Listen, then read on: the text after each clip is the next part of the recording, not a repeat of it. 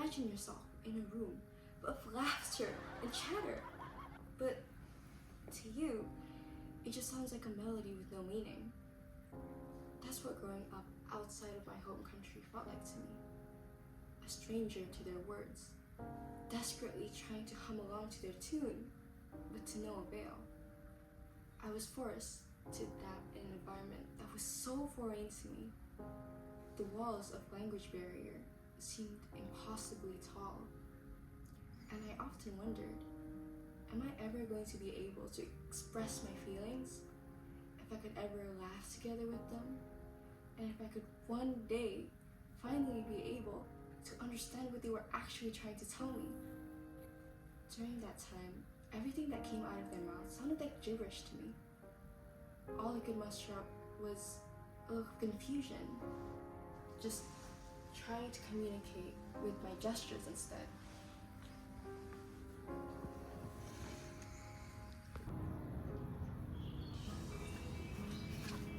Good morning, afternoon, and evening to all my esteemed audience. Today, I, Malika Wiryawan, am going to share with you my story and my reflections on the power of language in connecting culture. From an early age, I realized that this world was indeed vast, with 195 countries and up to 7,000 languages. I realized that we were all different people, with different backgrounds and origins that made us all unique. I saw how language was able to connect varieties of people, from people living thousands of miles away to people who live in the same house. When we speak another language, we're not just learning words and phrases, we are gaining access to a culture's soul.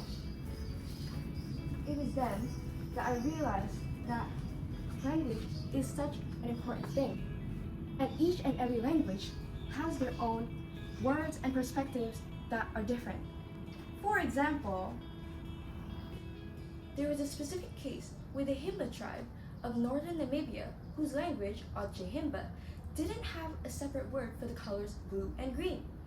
They were raised not being able to differentiate the two colors and managed to biologically evolve not being able to tell them apart because the language didn't have a word for it. Another example is the Hoisin languages that are fascinating on its own because rather than being spoken in words, they are spoken in clicks. These are cases that truly show how powerful language is because each and every language has a different comprehension to the culture behind it and how to react to it. Language also empowers us to connect with people on a much deeply personal level.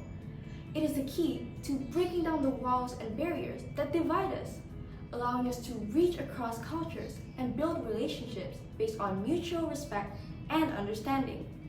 The act of learning someone else's language is a gesture of respect, an acknowledgement that we value their cultures.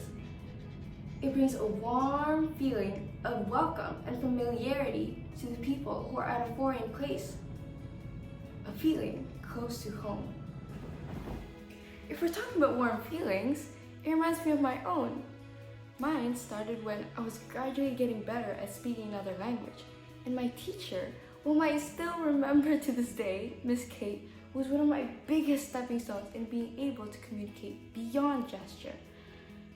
I followed through her teaching, and slowly but surely, I began picking up the language, and I even made friends along the way as we were all studying together. And suddenly, the feeling of anxiety faded, and I felt understood, seen in a way I hadn't been for the past few years. Language has that power. It has the power to open up new bridges and tear down the walls that I was desperately hiding in. Truly, language holds the most power at the end.